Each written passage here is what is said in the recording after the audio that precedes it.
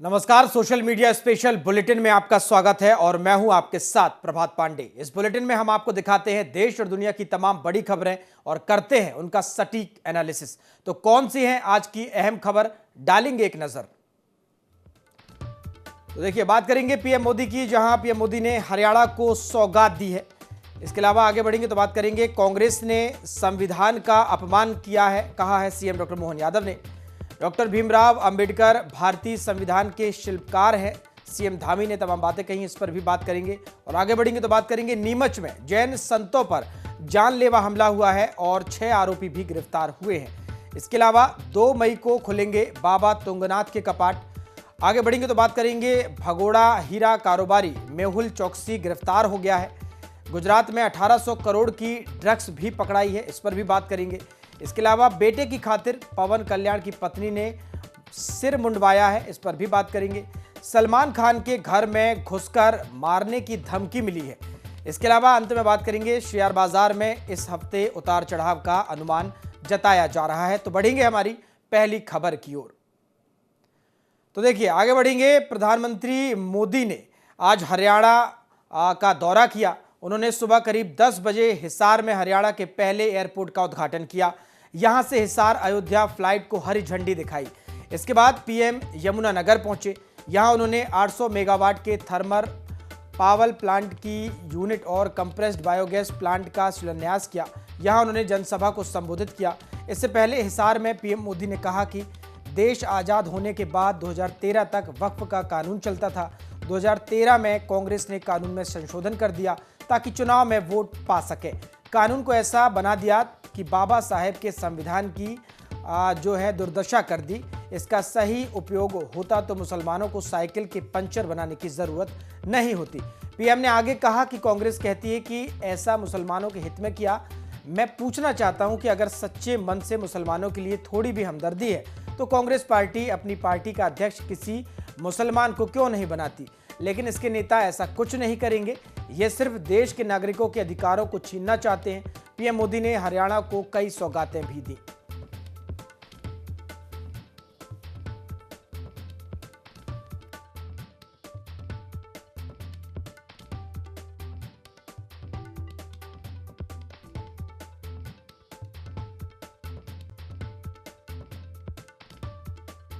मोदी हरियाणा दौरे पर पहुंचे, जहां उन्होंने एक तरफ हरियाणा को कई सौगातें दी और दूसरी तरफ कांग्रेस पार्टी पर जमकर निशाना भी उन्होंने साधा है। पीएम मोदी ने हरियाणा को कई सौगातें दी हैं और कहा है कि कांग्रेस ने संविधान का अपमान किया है और आखिर मुसलमानों के हित की बात लगातार कांग्रेस करती है तो अपना अध्यक्ष किसी मुस्लिम को क्यों नहीं बनाती है। आपको बता दें, जब वो हरियाणा दौरे पर रहे, सुबह करीब 10 बजे हिसार में हरियाणा के पहले एयरपोर्ट का उन्होंने उद्घाटन किया। यहां से हिसार अयोध्या फ्लाइट को हरी झंडी दिखाई। इसके बाद पीएम यमुनानगर भी पहुंचे। यहां उन्होंने 800 मेगावाट के थर्मल पावर प्लांट की यूनिट और कंप्रेस्ड बायोगैस प्लांट का शिलान्यास किया। यहां उन्होंने जनसभा को संबोधित किया। इससे पहले हिसार में पीएम मोदी ने कहा कि देश आज़ाद होने के बाद 2013 तक वक्फ का कानून चलता था।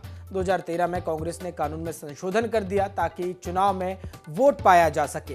कानून को ऐसा बना दिया कि बाबा साहेब के संविधान की धज्जियां उड़ा दी। इसका सही उपयोग होता तो मुसलमानों को साइकिल के पंचर बनाने की जरूरत नहीं होती। पीएम ने आगे कहा कि कांग्रेस कहती है कि ऐसा मुसलमानों के हित में किया। मैं पूछना चाहता हूं कि अगर सच्चे मन से मुसलमानों के लिए थोड़ी भी हमदर्दी है तो कांग्रेस पार्टी अपनी पार्टी का अध्यक्ष किसी मुसलमान को बना दे। लेकिन इसके नेता ऐसा नहीं करेंगे। ये सिर्फ देश के नागरिकों के अधिकारों को छीनना चाहते हैं। पीएम मोदी ने हरियाणा को कई सौगातें भी दी हैं।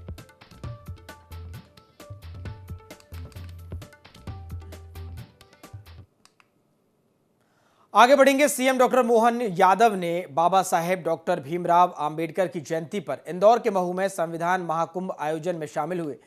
इस दौरान मुख्यमंत्री डॉक्टर मोहन यादव ने कहा कि डॉक्टर भीमराव अंबेडकर ने सर्वहारा वर्ग की समानता के लिए आरक्षण लागू किया। उन्होंने संविधान में वो सभी जरूरी प्रावधान जोड़ने का काम किया जो देश के भविष्य के लिए समस्या बन सकते हैं। सीएम ने कहा कि कांग्रेस ने बाबा साहेब के योगदान को नकारा है, उन्हें लोकसभा चुनाव नहीं जीतने दिया। कांग्रेस इसके लिए क्षमा मांगे। मुख्यमंत्री ने आगे कहा कि बीती रात प्रधानमंत्री नरेंद्र मोदी ने अंबेडकर जी के जन्म स्थान से दिल्ली आने जाने के लिए ट्रेन की शुरुआत की है। हमारी सरकार ने भी अंबेडकर जी के सिद्धांत अपनाते हुए सर्वहारा वर्ग के लिए कई योजनाएं बनाई हैं। सीएम संविधान निर्माता और भारत रत्न डॉक्टर बाबा साहेब आम्बेडकर की जन्मस्थली महू भी पहुंचे हैं। यहां उन्होंने डॉक्टर आम्बेडकर की 134वीं जयंती पर उनकी प्रतिमा पर माल्यार्पण किया और इसके साथ ही कांग्रेस पर जमकर हमला भी बोला।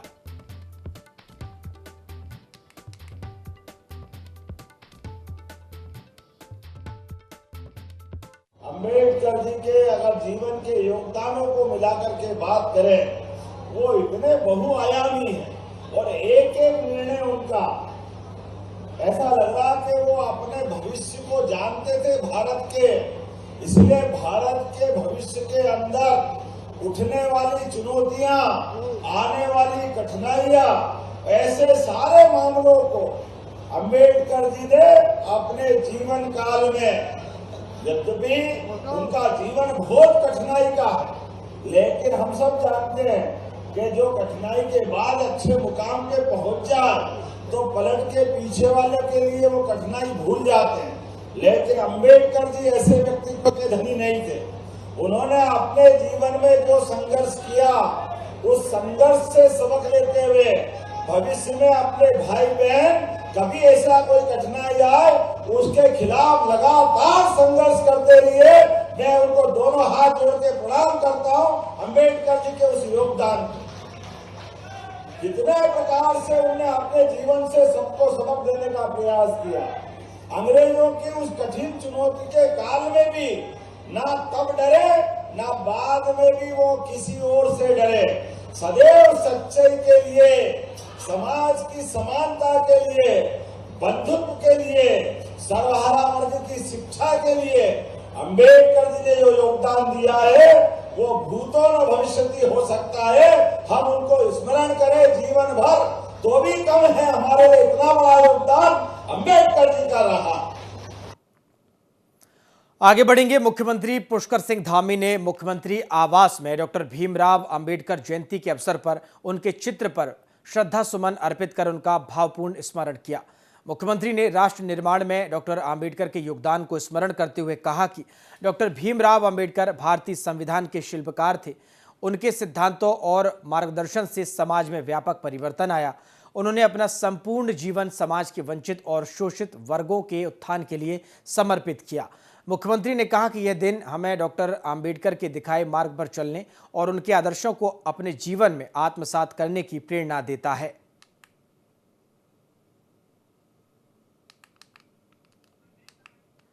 तो देखिए, भीमराव अंबेडकर जयंती पर आज सभी लोग डॉक्टर भीमराव अंबेडकर को याद कर रहे हैं और उत्तराखंड के मुख्यमंत्री पुष्कर सिंह धामी ने भी उन्हें श्रद्धा सुमन अर्पित करते हुए याद किया है। मुख्यमंत्री पुष्कर सिंह धामी ने मुख्यमंत्री आवास में डॉक्टर भीमराव अंबेडकर जयंती के अवसर पर उनके चित्र पर श्रद्धा सुमन अर्पित कर उनका भावपूर्ण स्मरण किया। मुख्यमंत्री ने राष्ट्र निर्माण में डॉक्टर अंबेडकर के योगदान को स्मरण करते हुए कहा कि डॉक्टर भीमराव अंबेडकर भारतीय संविधान के शिल्पकार थे। उनके सिद्धांतों और मार्गदर्शन से समाज में व्यापक परिवर्तन आया। उन्होंने अपना संपूर्ण जीवन समाज के वंचित और शोषित वर्गों के उत्थान के लिए समर्पित किया है।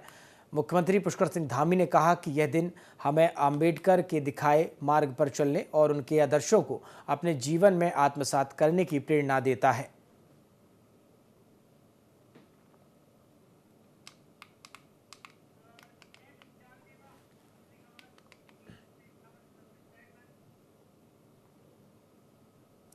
आगे बढ़ेंगे। नीमच जिले के सिंगोली थाना क्षेत्र में 3 जैन मुनियों पर 6 बदमाशों ने हमला कर दिया। दरअसल जैन मुनि आराम करने के लिए 13 अप्रैल की रात को सिंगोली मार्ग स्थित हनुमान मंदिर में रुके थे, जहां रात लगभग 12 बजे आरोपियों ने लूट के इरादे से लाठी और धारदार हथियार से जैन मुनियों पर हमला कर दिया। घटना के बाद 2 बदमाशों को लोगों ने मौके पर ही पकड़ लिया। हालांकि हमले में घायल मुनियों ने अस्पताल जाने से इनकार कर दिया, जिसके बाद सभी को जैन स्नातक भवन में रखा गया है। घटना के बाद आक्रोशित जैन समाज की ओर से नगर बंद का आह्वान भी किया गया। वहीं पुलिस ने 6 आरोपियों को हिरासत में लिया है। घटना के आरोपी राजस्थान के चित्तौड़गढ़ के रहने वाले हैं। नीमच में जैन संतों पर यह जानलेवा हमला हुआ है।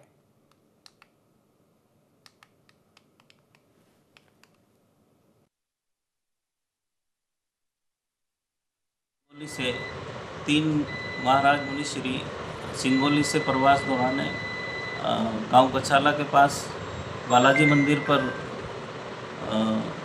विश्राम कर रहे थे। विश्राम दौरान रात्रि करीब 10 बजे 3 महाराज लोगों के साथ में असामाजिक तत्वों द्वारा मारपीट की गई।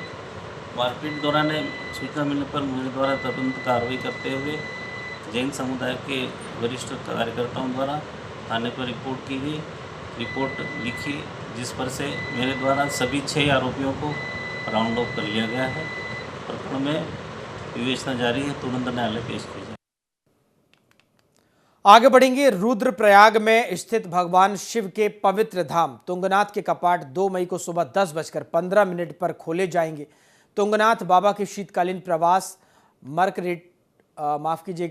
मर्करेटेश्वर मंदिर मक्कू मठ में आयोजित कार्यक्रम में आचार्य पुजारी विजय भारत मैठाड़ी ने कपाट खुलने की तिथि घोषित की है। वहीं पंच केदारों में द्वितीय केदार के नाम से विश्व विख्यात भगवान मदमहेश्वर के कपाट 21 मई को खोले जाएंगे। वहीं 18 मई को भगवान मदमहेश्वर की चल विग्रह उत्सव मूर्तियां ओमकारेश्वर मंदिर से सभा मंडप में विराजमान होंगी। रुद्रप्रयाग में 2 मई को बाबा तुंगनाथ के कपाट खुलेंगे। 2 मई को सुबह करीब 10:15 पर ये कपाट खोले जाएंगे, जिसके बाद जो भक्त हैं बाबा के दर्शन भी कर सकते हैं। 18 मई को भगवान मदमहेश्वर का चल विग्रह उत्सव भी मनाया जाएगा।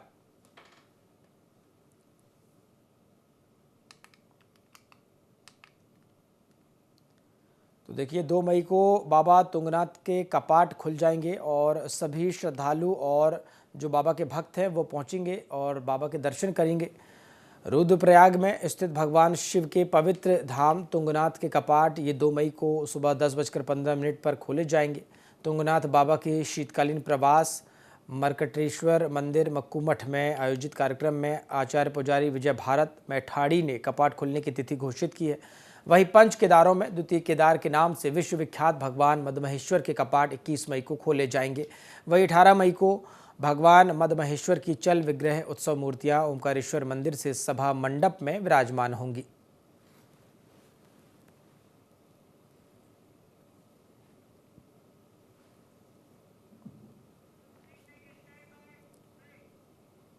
पंजाब नेशनल बैंक से लोन धोखाधड़ी मामले में आरोपी भगोड़े हीरा कारोबारी मेहुल चौकसे को गिरफ्तार कर लिया गया है। पुलिस ने मेहुल को बेल्जियम में गिरफ्तार कर लिया है। यह गिरफ्तारी 12 अप्रैल को भारतीय जांच एजेंसियों के प्रत्यर्पण की अपील पर हुई है। फिलहाल मेहुल जेल में बंद है। भारत ने बेल्जियम के साथ चौकसी के प्रत्यर्पण की प्रक्रिया शुरू कर दी है। पुलिस ने चौकसी को गिरफ्तार करते समय 2 गिरफ्तारी वारंट का हवाला दिया। ये वारंट 23 मई 2018 और 15 जून 2021 के थे। बेल्जियम में गिरफ्तारी के बाद मेहुल चौकसी ने अपने खराब सेहत का हवाला देते हुए कोर्ट में जमानत मांगी है। चौकसी पर करीब 13,850 करोड़ रुपए के घोटाले करने का आरोप है। बीते महीने मेहुल चौकसी के बेल्जियम में रहने का खुलासा हुआ था। रिपोर्ट्स के अनुसार मेहुल पत्नी प्रीति चौकसी के साथ रह रहा था, जिन्हें बेल्जियम की नागरिकता मिली है। यह जानकारी बेल्जियम के विदेश मंत्रालय ने दी थी। चौकसी के वकील विजय अग्रवाल ने कहा है कि उनका मुवक्किल जमानत के लिए अपील दायर करेगा। चौकसी के वकील ने कहा है कि अपील में कहा जाएगा कि चौकसी के भागने का कोई जोखिम नहीं है, वह बहुत बीमार है और कैंसर का इलाज करा रहा है। चौकसी का मामला राजनीतिक है और भारतीय जेलों की हालत बहुत खराब है।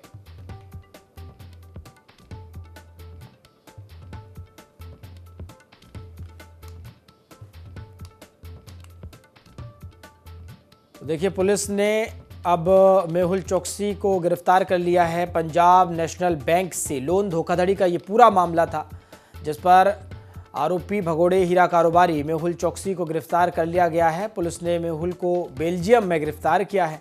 ये गिरफ्तारी 12 अप्रैल को भारतीय जांच एजेंसियों के प्रत्यर्पण की अपील पर हुई है। फिलहाल मेहुल जेल में बंद है। भारत ने बेल्जियम के साथ चौकसी के प्रत्यर्पण की प्रक्रिया शुरू कर दी है। पुलिस ने चौकसी को गिरफ्तार करते समय 2 गिरफ्तारी वारंट का हवाला दिया। ये वारंट 23 मई 2018 और 15 जून 2021 के थे। बेल्जियम में गिरफ्तारी के बाद मेहुल चौकसी ने अपने खराब सेहत का हवाला देते हुए कोर्ट में जमानत मांगी है। चौकसी पर 13,850 करोड़ रुपए का घोटाला करने का आरोप है। बीते महीने मेहुल चौकसी ने माफ़ कीजिएगा, मेहुल चोकसी के बेल्जियम में रहने का खुलासा हुआ था। रिपोर्ट्स के अनुसार मेहुल पत्नी प्रीति चोकसी के साथ रह रहा था, जिन्हें बेल्जियम की नागरिकता मिली है। यह जानकारी बेल्जियम के विदेश मंत्रालय ने दी थी। चोकसी के वकील विजय अग्रवाल ने कहा है कि उनका मुवक्किल जमानत के लिए अपील दायर करेगा। चोकसी के वकील ने कहा है कि अपील में कहा जाएगा कि चोकसी के भागने का कोई जोखिम नहीं है, वह बहुत बीमार है और कैंसर का इलाज करा रहा है। चोकसी का मामला राजनीतिक है और भारतीय जेलों की हालत बहुत खराब है।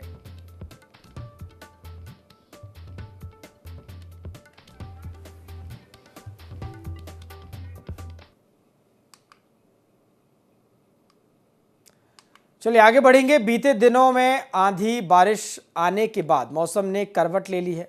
भारतीय मौसम विभाग के अनुसार 15 अप्रैल से राजस्थान, गुजरात, पंजाब, हरियाणा, उत्तर प्रदेश, हिमाचल प्रदेश और उत्तराखंड में हीट वेव चलने की संभावना है। इससे तापमान 3 से 5 डिग्री सेल्सियस तक बढ़ सकता है। मौसम विभाग ने 13 अप्रैल को मध्य प्रदेश, छत्तीसगढ़ समेत 22 राज्यों में आंधी तूफान और बारिश का अलर्ट जारी किया है।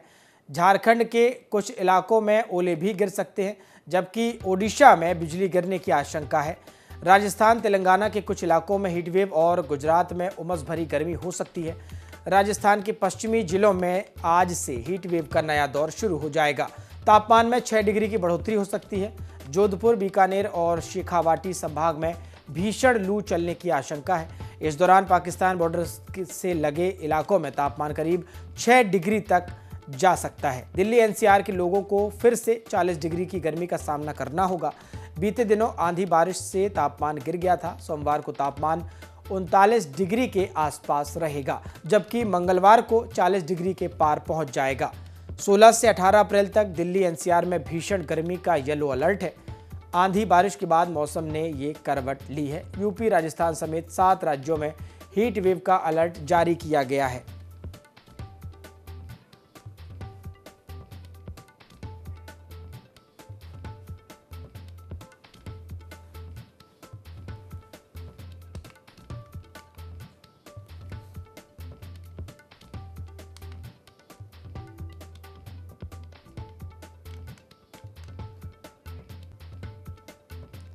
तो देखिए, देश में अब लगातार जो गर्मी का प्रकोप है वो बढ़ता जा रहा है और 7 राज्यों में मध्य प्रदेश के साथ साथ हीट वेव का अब अलर्ट जारी कर दिया गया है।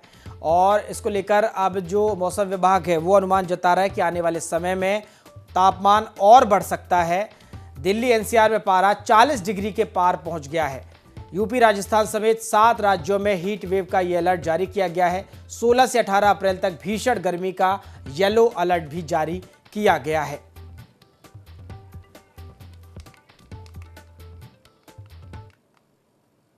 चलिए आगे बढ़ेंगे और अब बात करेंगे बॉलीवुड के एक्टर सलमान खान की। बॉलीवुड एक्टर सलमान खान को फिर एक बार जान से मारने की धमकी मिली है। मुंबई के वर्ली स्थित ट्रांसपोर्ट डिपार्टमेंट में अज्ञात शख्स ने व्हाट्सएप मैसेज कर सलमान खान की कार को बम से उड़ाने की बात कही है। सलमान खान को यह मैसेज 13 अप्रैल को भेजा गया है, जिसमें लिखा है कि हम सलमान खान को घर में घुसकर मारेंगे। मुंबई की वर्ली पुलिस अज्ञात के खिलाफ भारतीय न्याय संहिता की धारा के तहत शिकायत दर्ज कर जांच में जुट गई है। बीते साल 14 अप्रैल को सलमान खान के गैलेक्सी अपार्टमेंट में फायरिंग हुई थी। इस हमले की जिम्मेदारी लॉरेंस गैंग ने ली थी। इस केस में पुलिस ने 7 लोगों को गिरफ्तार किया था। इनमें से एक आरोपी ने खुदकुशी कर ली है। वहीं 2023 में लॉरेंस गैंग से धमकी मिलने के बाद ही सलमान की सुरक्षा बढ़ा दी गई थी। उन्हें महाराष्ट्र सरकार की तरफ से Y+ कैटेगरी की सुरक्षा मिली हुई है। 11 जवान हर समय उनके साथ रहते हैं। इसमें 1 या 2 कमांडो और 2 PSO भी शामिल होते हैं। सलमान की गाड़ी के आगे और पीछे एस्कॉर्ट करने के लिए 2 गाड़ियां हमेशा रहती हैं। इसके साथ साथ सलमान की गाड़ी भी पूरी तरह बुलेट प्रूफ है। गैलेक्सी अपार्टमेंट में हुई फायरिंग के बाद जनवरी में सलमान के अपार्टमेंट की बालकनी बुलेट प्रूफ कर दी गई थी और साथ ही साथ हाई रेजोल्यूशन कैमरे भी चारों तरफ लगाए गए हैं। सलमान खान को ये एक बार फिर से जान से मारने की अब धमकी दी गई है।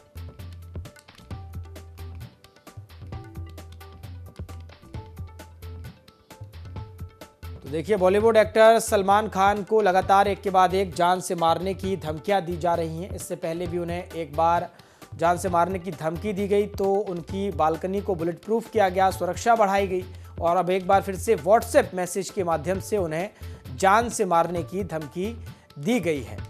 आपको बता दें, मुंबई के वर्ली स्थित ट्रांसपोर्ट डिपार्टमेंट में अज्ञात शख्स ने व्हाट्सएप मैसेज कर सलमान खान की कार को बम से उड़ाने की बात कही है। सलमान खान को यह मैसेज 13 अप्रैल को भेजा गया है, जिसमें लिखा है कि हम सलमान खान को घर में घुसकर मारेंगे। मुंबई की वर्ली पुलिस अज्ञात के खिलाफ भारतीय न्याय संहिता की धारा के तहत शिकायत दर्ज कर जांच में जुट गई है। पता लगाया जा रहा है कि आखिर ये व्हाट्सएप मैसेज कहां से आया, किसने भेजा। बता दें कि बीते साल 14 अप्रैल को सलमान खान के गैलेक्सी अपार्टमेंट में फायरिंग हुई थी। इस हमले की जिम्मेदारी लॉरेंस गैंग ने ली थी। इस केस में पुलिस ने 7 लोगों को गिरफ्तार किया था। इनमें से जो एक आरोपी था उसने खुदकुशी कर ली थी। 2023 में लॉरेंस गैंग ने धमकी दी और धमकी मिलने के बाद ही सलमान की सुरक्षा भी बढ़ा दी गई। उन्हें महाराष्ट्र सरकार की तरफ से Y+ कैटेगरी की सुरक्षा मिली हुई है, जिसमें 11 जवान हर समय उनके साथ रहते हैं। इसमें 1 या 2 कमांडो और 2 PSO भी शामिल होते हैं। सलमान की गाड़ी के आगे और पीछे एस्कॉर्ट करने के लिए करीब 2 गाड़ियां हमेशा साथ रहती हैं। इसके साथ साथ सलमान की गाड़ी भी पूरी तरह बुलेट प्रूफ है।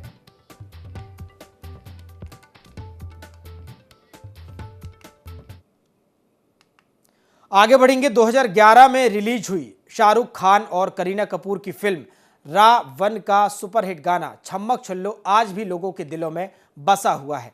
हाल ही में इस गाने पर एक महिला ग्रुप के डांस वीडियो ने सोशल मीडिया पर धूम मचा दी है।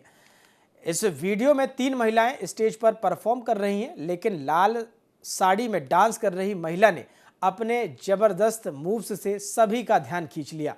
वीडियो में देखा जा सकता है कि यह परफॉर्मेंस किसी फेस्टिवल या सांस्कृतिक कार्यक्रम के दौरान हुई।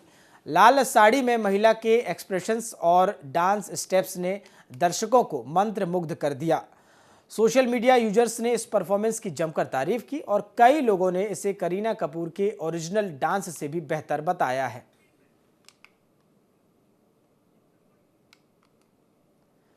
तो देखिए, शाहरुख खान की मशहूर फिल्म जो रावण है उसका जो गाना है छम्मक छल्लो, ये लगातार सुर्खियों में बना हुआ है।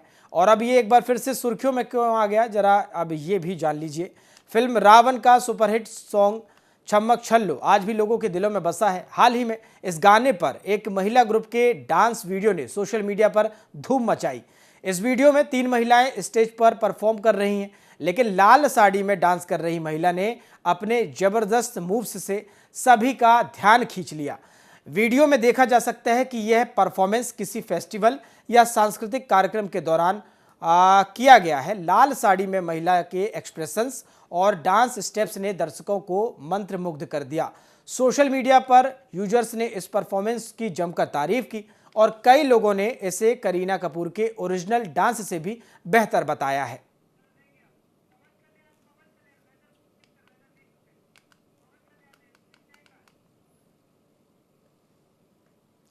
चलिए आगे बढ़ेंगे, बात करेंगे साउथ एक्टर पवन कल्याण की। साउथ एक्टर पवन कल्याण की पत्नी अन्ना लेजनेवा ने अपने बालों का दान किया है। उन्होंने सिर मुंडवाया। दरअसल पवन कल्याण का बेटा मार्क हाल ही में सिंगापुर के एक स्कूल में आग लगने से घायल हो गया था। बेटे की सलामती के लिए अन्ना लेजनेवा भगवान वेंकटेश्वर का आशीर्वाद लेने तिरुमाला गई। वहां उन्होंने अपने बाल दान किए, जिसकी तस्वीरें अब सोशल मीडिया पर वायरल हो रही हैं। हाल ही में पवन कल्याण को सिंगापुर से हैदराबाद लौटते समय अपने बेटे को गोद में लिए हुए भी देखा गया। बाद में अपने बेटे की सुरक्षा के लिए भगवान का शुक्रिया अदा करते हुए पवन कल्याण की पत्नी अन्ना ने भगवान वेंकटेश्वर का आशीर्वाद लेने के लिए तिरुमाला गई। तिरुमाला में अन्ना लेजनेवा ने अपने सिर मुंडवाए, जिसकी कई तस्वीरें अब सोशल मीडिया पर वायरल हो रही हैं। पवन कल्याण की जन सेना पार्टी के आधिकारिक एक्स हैंडल ने भी तस्वीरें शेयर की हैं, जिसमें बताया गया कि अन्ना ने मंदिर की अपनी यात्रा के बाद अपने बाल दान किए हैं।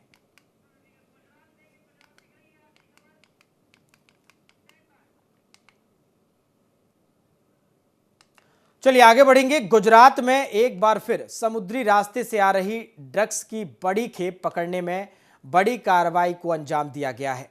गुजरात में अरब सागर से 300 किलोग्राम ड्रग्स पकड़ी गई है। अंतर्राष्ट्रीय बाजार में इस ड्रग्स की कीमत 1800 करोड़ रुपए बताई जा रही है। गुजरात ATS और इंडियन कोस्ट गार्ड के ज्वाइंट ऑपरेशन में यह कामयाबी मिली। इंडियन कोस्ट गार्ड ने 12-13 अप्रैल और 25 अप्रैल की रात को गुजरात ATS के संयुक्त ऑपरेशन में गुजरात तट के पास IMBL से करीब 1800 करोड़ रुपए की 300 किलोग्राम नशे की खेप जब्त की। तस्करों ने ICG जहाज को देखते ही प्रतिबंधित सामान समुद्र में फेंक दिया और IMBL पार कर भाग गए। कोस्ट गार्ड के जवानों ने समुद्र से ड्रग्स की खेप बरामद कर आगे की जांच के लिए गुजरात ATS को ये ड्रग्स सौंप दी है। इतनी बड़ी तादाद में ड्रग्स का पकड़ा जाना ड्रग्स तस्करी के खिलाफ सरकारी एजेंसियों में मजबूत तालमेल का ये प्रमाण है।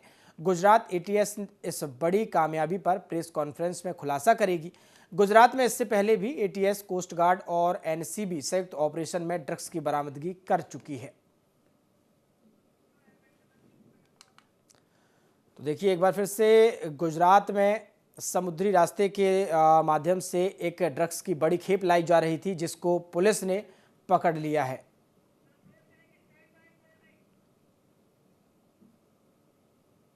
सोशल मीडिया स्पेशल बुलेटिन में फिलहाल इतना ही। IND 24 में खबरों का सिलसिला लगातार जारी है। नमस्कार।